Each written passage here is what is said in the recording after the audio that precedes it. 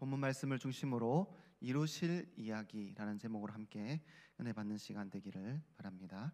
한국교회는 우리 선교대국이라는 영광스러운 칭찬을 받았던 교회였습니다.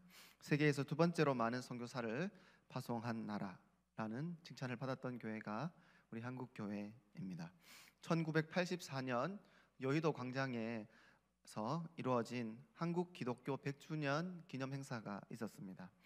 그때 한국교회는 2030년까지 10만 명의 선교사를 하나님께 드리겠다고 서원하였습니다. 그 이후에 1990년대가 되었을 때에 우리 많은 청년들 가운데 활발한 선교 운동이 일어났습니다. 선교 한국이라는 대회가 2년마다 개최되었고, 그 대회 때마다 당시에 5,000명에서 6,000명의 사람들이, 청년들이 모여서 아주 열정적인 선교 대회를 하고, 그때 많은 청년들이 선교지로 헌신하는 일들을 하였던 것입니다. 실제로 그 선교 대회에 참석했던 많은 사람들이 선교사로 파송되어 선교 현장으로 가게 되었고, 이제 그들 중에 많은 분들이, 그때 헌신하셨던 많은 분들이 이제 은퇴할 시기가 되어진 분들이 많은 것을 듣게 됩니다. 그런데 이렇게 뜨거웠던 한국교회 선교의 열정들이 많이 시들어가고 있는 것 같다는 생각이 듭니다. 청년들이 이제 더 이상 선교대회에 참석하지 않고 있습니다. 선교대회에 참석하고 또 선교 현장으로 나아가는 많은 분들의 나이가 이제 많이 고령화되고 있는 것 같습니다. 예전에는 파송받았던 선교사님들이 20대, 30대 분들이 많았다면, 이제는 그분들의 나이가 더 많아진 나이에 이제 선교사로 가게 되시는 것이죠. 또 코로나 이후 한국 교회는 또 선교했던 그 열정들이 많이 식어가는 것처럼 보입니다. 선교에 후원하고 지원했던 재정 지원들이 많이 감소하고 있습니다.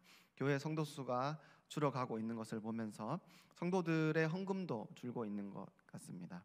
자연스럽게 선교사님들에게 또 지원했던 그 재정들이 많이 감소하는 것을 보게 됩니다.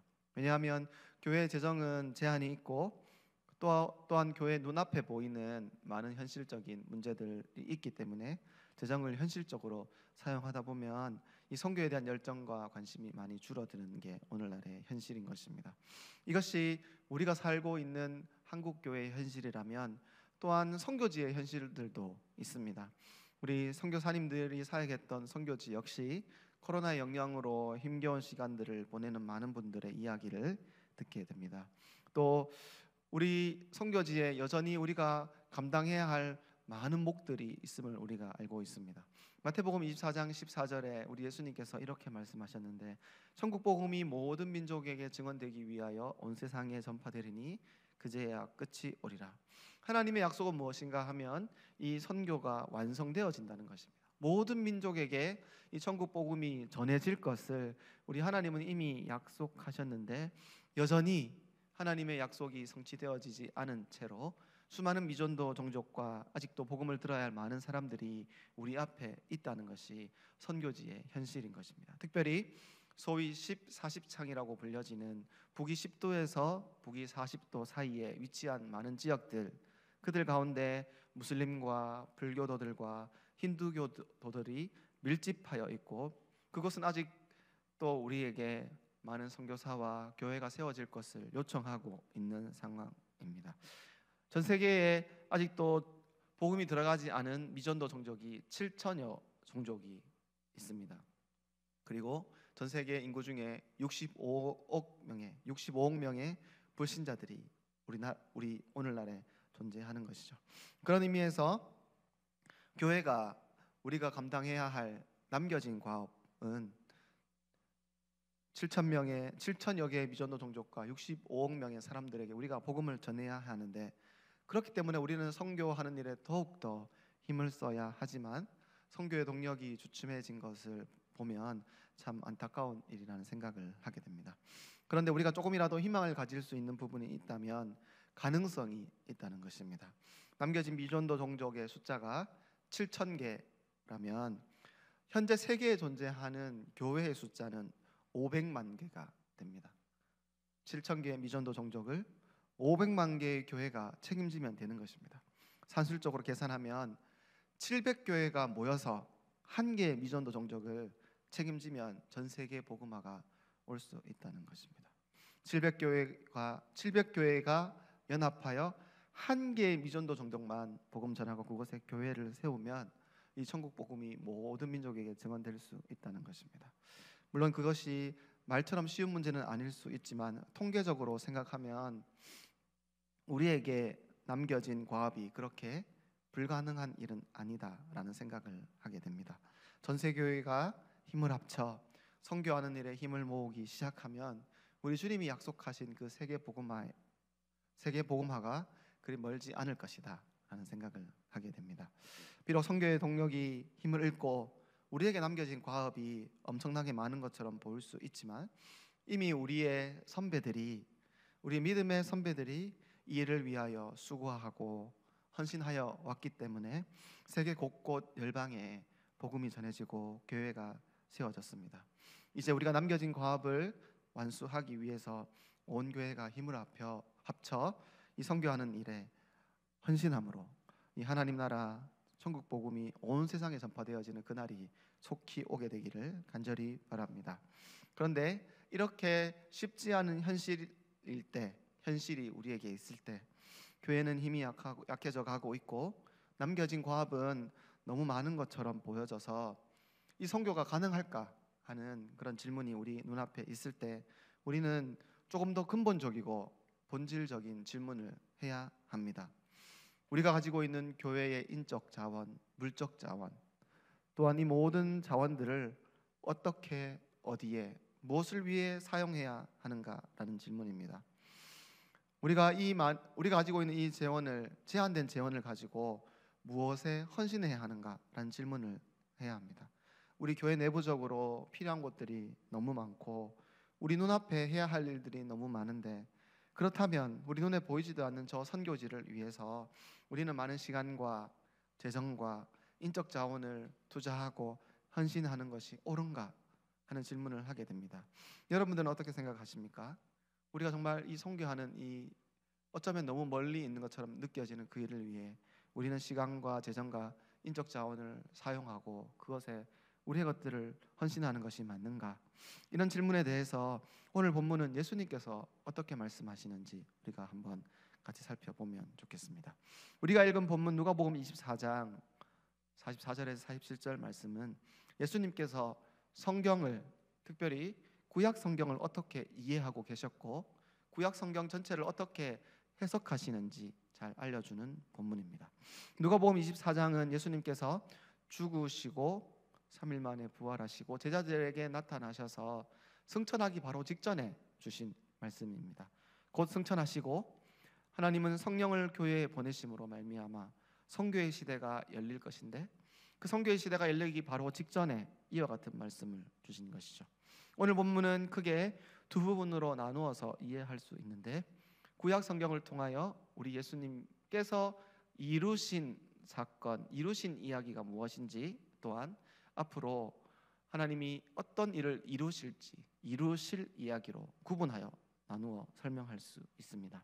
먼저 44절을 보면 예수님께서 제자들과 함께 있을 때에 이미 말한 바와 같이라고 말하며 모세의 율법과 선지자의 글과 시편에 나를 가리켜 기록된 모든 것이 이루어져야 하리라 라고 말씀하시는 것이죠.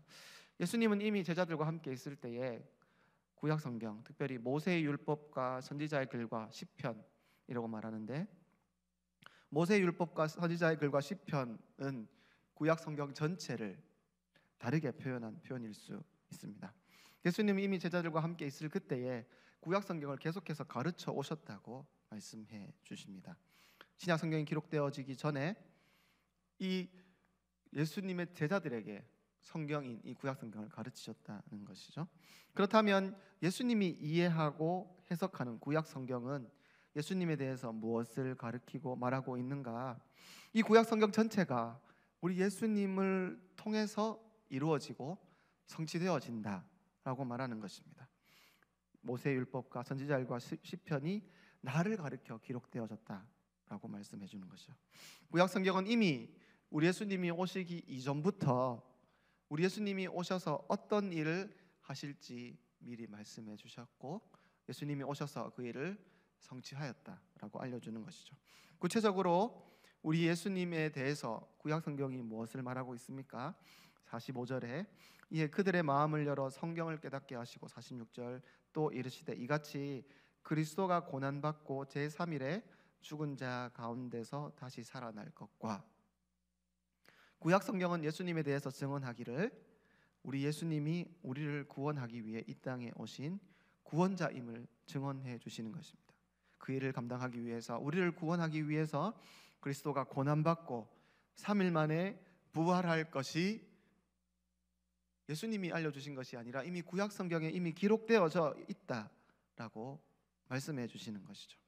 우리가 잘 아는 시편 22편 말씀을 통하여, 이사야 53장 말씀을 통하여, 다양한 성경 본문을 통하여 우리 예수님이 이 땅에 구주로 오실 것인데 그분이 고난받는 종으로 오실 것이다 라고 이미 알려주시는 것입니다. 뿐만 아니라 시편 16편 말씀과 다양한 성경 본문을 통하여 우리 예수님이 우리의 부활의 주님이 되실 것을 예언해 주셨습니다.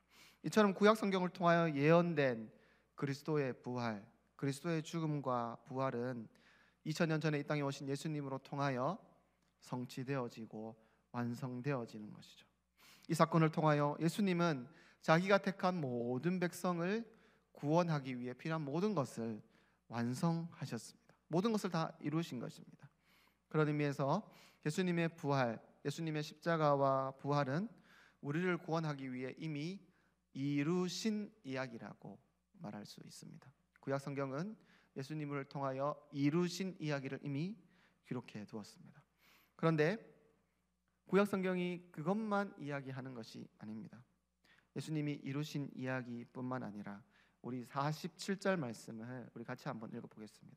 누가복음 24장 47절 시작. 또 그의 이름으로 죄사함을 받게 하는 회개가 예루살렘에서 시작하여 모든 족속에게 전파될 것이 기록되었으니 라고 말씀합니다.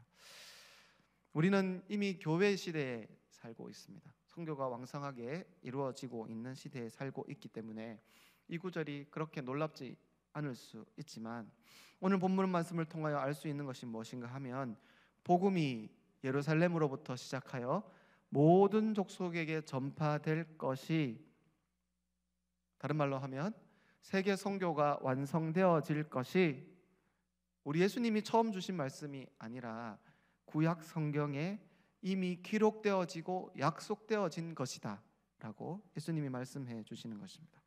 우리 예수님이 이 땅에 오셔서 마지막으로 마태복음 28장에 대위임령을 주시면 그러므로 너희는 가서 모든 족속을 제자로 삼아 아버지와 아들과 성령의 이름으로 세례를 주라 라는 이 말씀을 주기 이미 그 전부터 구약 성경에 이미 모든 족속에게 복음이 전파되어질 것이 기록되어져 있다라고 말씀해 주시는 것입니다. 구약 성경은 이미 우리 예수님으로 통하여 완성되어진 구원의 사건, 구속의 완성, 우리 예수님이 이미 이루신 이야기뿐만 아니라 온 세상에 복음이 전파되어져 세계 복음화 완성되어질 우리를 통하여 이루실 이야기가 구약 성경에 이미 기록되어져 있다는 것입니다.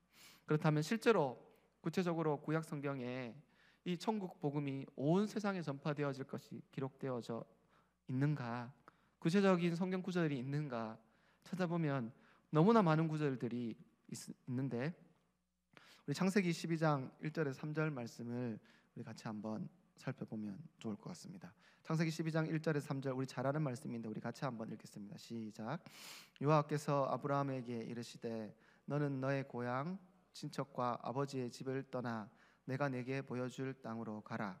내가 너로 큰 민족을 이루고 내게 복을 주어 내 이름을 창대하게 하리니 너는 복이 될지라.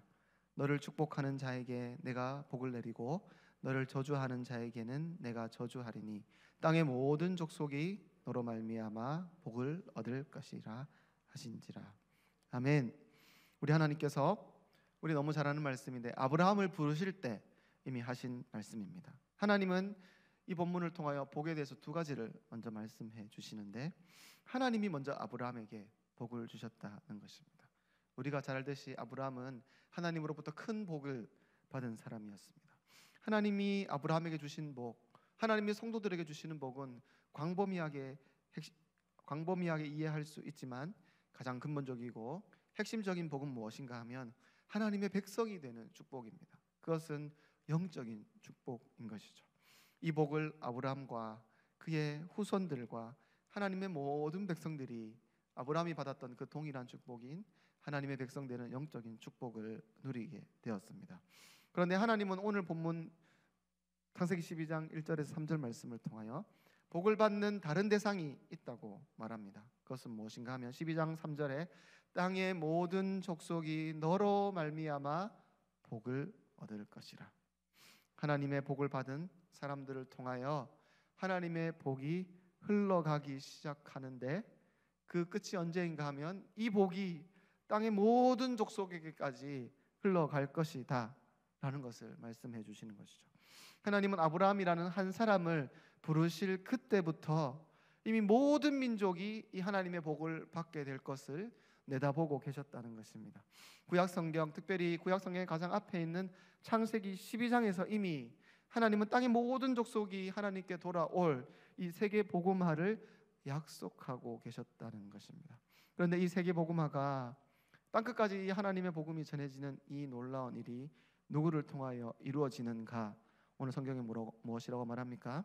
땅의 모든 족속이 너로 말미암아 복을 얻을 것이라. 세계 복음화는 너로 말미암아. 이미 먼저 하나님으로부터 복을 받은 너로 말미암아 먼저 받은 사람들을 통하여 이 복음화가 이루어질 것을 약속합니다. 하나님께로 받은 복, 이 모든 영적인 축복들을 우리가 모든 민족에게 나누기 시작할 때 그 일이 완성되어질 것을 약속해 주는 것입니다. 그런 의미에서 우리가 하나님으로부터 이 모든 축복을 받은 우리의 축복은 값없는 하나님의 은혜이면서 동시에 모든 민족을 향하여 우리를 부르시는 하나님의 부르심이며 또한 사명인 것입니다. 이처럼 구약 성경은 이미 아브라함을 통하여 우리를 부르실 그때부터 모든 민족이 하나님께 돌아오는 것을 내다보고 있었던 것이죠. 하나님의 복을 받은 우리 한 사람을 통하여 우리가 이 복음을 이웃에게, 이웃 나라에게 나누기 시작할 때 이 복은 흘러 조선 땅까지 임하였고, 이 복음을 나눈 사람들을 통하여 우리에게까지 이 복음이 들어왔고, 우리가 이 놀라운 은혜를 누리고 있는 것입니다. 또한 우리 하나님께서 오늘 본문에 창세기 12장에 말씀하셨던 것처럼 너로 말미암아 복을 얻을 것이라는 이 말씀과 같이 우리가 이 하나님의 복음을, 이 복된 소식을 온 세상 가운데 나누기 시작할 때에 죄사함을 얻게 하는 회개가 예루살렘에서 시작하여 모든 족속에게 전파될 것이다 라는 이 약속이 우리를 통하여 이루어질 줄 믿습니다. 사랑하는 성도 여러분, 선교는 우리 하나님이 이루실 이야기입니다. 구약 성경은 이미 이것을 약속하였고 그 약속은 이미 성취되어졌고, 그러나 아직 충만하게 완성되어지지는 않았습니다. 그 약속이 성취되어지는 것을 위하여 하나님은 우리 교회를 부르시고 있습니다. 오늘은 선교 봉회를 함께 예배하는 날입니다. 2024년 대구 북한교회는 48개 나라 90가정 172분의 선교사님들을 후원하고 협력하고 있습니다. 이 영광스러운 일, 우리 하나님이 이미 계획하셨고 완성되어질 것을 약속하신 이 일, 이 약속이 완성되어지기 위하여 그리스도는 자신의 생명을 드렸고 우리의 믿음의 선배들은 이 선교 완성을 위하여 자신의 생명을 드리는 이 귀한 일을, 영광스러운 일들을 계속해서 해왔습니다. 그리고 이 일에 하나님이 우리를 초대하고 계십니다. 2024년 이 귀한 일에 우리 모든 성도님들이 함께 동참하기를 결단함으로 모든 민족이 하나님께 복을 받는 일에 귀하게 쓰임받는 우리 모든 성도님들 되기를 간절히 바랍니다. 우리 같이 한번 기도하면 좋겠습니다. 우리 주신 말씀 붙잡고 함께 기도할 때, 주님, 선교의 열기가 식은 우리 조국교회에 다시 한번 더 부흥을 주옵소서. 온 열방을 향한 주님의 마음을 품고 이 귀한 일에 헌신할 많은 사람들이 일어나게 하옵소서. 하나님은 아브라함을 부르실 때부터 모든 민족이 하나님의 복을 받게 될 것을 꿈꾸고 내다보고 계셨는데, 하나님, 우리가 이 마음을 깨달아 이 비전을 깨달아 알게 하여 주옵소서. 하나님이 우리를 먼저 복 주신 이유가 우리를 통하여 모든 민족이 하나님의 복을 받게 될 것임을 알게 하여 주셨는데, 죄사함을 얻게 하는 회개가 예루살렘으로부터 시작하여 모든 민족에게 전해질 것을 약속해 주셨는데, 하나님 우리가 특별히 후강교회가 이 귀한 일에 헌신하고 동참함으로 하나님 온 나라가 주님께 돌아오게 하는 일에 우리를 귀하게 사용하여 주옵소서. 특별히 우리가 협력하는 우리 모든 선교사님들의 사역 현장에 하나님의 복을 주시고 부강교회가 이 귀한 사명에 기쁨으로 동참하게 하옵소서. 다 같이 주여 한번 간절히 부르짖고 합심하여 기도하겠습니다. 주여, 은혜가 풍성하신 하나님 아버지, 특별히 오늘 선교 부흥회로 온 성도들을 이곳 가운데 불러주시며 모아주신 하나님 아버지께 감사와 영광을 올려드립니다. 하나님, 특별히 또 코로나 이후에 또 선교 열정이 식어버린 이 조국교회 열방의 교회들을 바라보며 하나님 우리가 또 안타까운 마음으로 기도합니다. 하나님, 이 한국 땅 가운데 조국교회 가운데 다시 선교의 불이 불타오를 수 있도록 하나님의 놀라운 영적인 부흥이 다시 회복되어지고 일어나게 도와주옵소서. 예배가 살아나며 식었던 교회가 다시 힘을 얻고 영적인 놀라운 도전들과 소망이 불타올라 하나님 온 열방을 섬기는 귀한 일에 우리 온 교회가 다시 한번 더 헌신하는 귀한 시간 되게 도와주옵소서. 하나님, 특별히 하나님의 마음을 품고 하나님 열방을 섬길 사람들이 일어나게 도와주옵소서. 그 마음을 품고 함께 기도할 동역자들이 일어나게 도와주옵소서. 하나님의 아버지의 마음, 하나님의 꿈과 비전을 깨달아 알아가는 성도들이 일어나게 도와주옵소서. 하나님, 우리에게 복을 주신 이유가 하나님 우리만 이 복음을 누리는 것이 아니라 이 복음이 모든 민족 가운데 전파되어지기 위하여 너를 통하여 이 일을 하겠다는 주님의 약속의 말씀을 주셨사오니 이 말씀 붙잡고 일어나게 도와주옵소서. 그래, 우리를 통하여서 죄사함을 얻게 하는 회개가 예루살렘으로부터 시작하여 모든 민족에게 전파되는 이 귀하고 놀라운 일들이 감당하게 도와주옵소서. 하나님, 부강교회가 이 일들 위해 함께 협력하고 원하기를 원하오니 하나님, 우리가 협력하고 원하는 우리 모든 선교사님들의 사역 현장 가운데 하나님의 복을 가득 채워주시고 부강교회가 이 귀한 사명을 기쁨으로 감당하고 동참하게 주여 역사하여 주옵소서. 하나님 아버지, 감사합니다. 온 열방 가운데 영광과 예배받기에 합당하신 하나님을 오늘도 우리가 예배하고 찬송합니다. 오늘 약속의 말씀을 통하여 죄사함을 얻게 하는 회개가 예루살렘으로부터 시작하여 모든 민족에게 전해질 것을 약속해 주셨는데, 오늘 말씀 붙잡고 또 오늘 말씀 앞에 서서 주의 음성 듣는 우리 모든 성도들이 우리 주님께서 이루어 가실 이 귀한 사역에 함께 동역하기로 헌신하는 모든 우리 부강교회 성도들 되게 도와주옵소서. 하나님 나라가 완성되어지고 우리 주님이 이루실 이 영광스러운 귀한 일에 온 교회가 함께 헌신하고 또 온 교회가 함께 동참함으로 말미암아 하나님의 기쁨이 되어지는 그런 부강교회 되게 도와주옵소서. 특별히 2024년 우리가 하나님 앞에 다시 한번 더 헌신합니다. 우리에게 맡겨주신 많은 사람들, 많은 종족들, 우리 많은 선교사님들 우리가 함께 기도하고 협력할 때 우리의 기도와 우리 협력을 통하여 선교지마다 생명이 살아나는 교회가 세워지는 우리 하나님이 예배받고 영광받는 놀라운 일들로 가득가득 채워 주옵시고 이 부강교회가 이 귀한 사명을 기쁨으로 감당하게 도와주옵소서. 감사드리며 우리 주 예수 그리스도의 이름으로 기도합니다. 아멘. 주 예수 그리스도의 은혜와 하나님 아버지의 크신 사랑과 성령의 교통하심이 우리 주님이 앞으로 이루어 가실 그 이루실 이야기를 소망하며 성교 완성을 위해 헌신하기를 다짐하는 부강교회 모든 성도들 머리 위에 이제로부터 영원토록 함께 있을지어다. 아멘.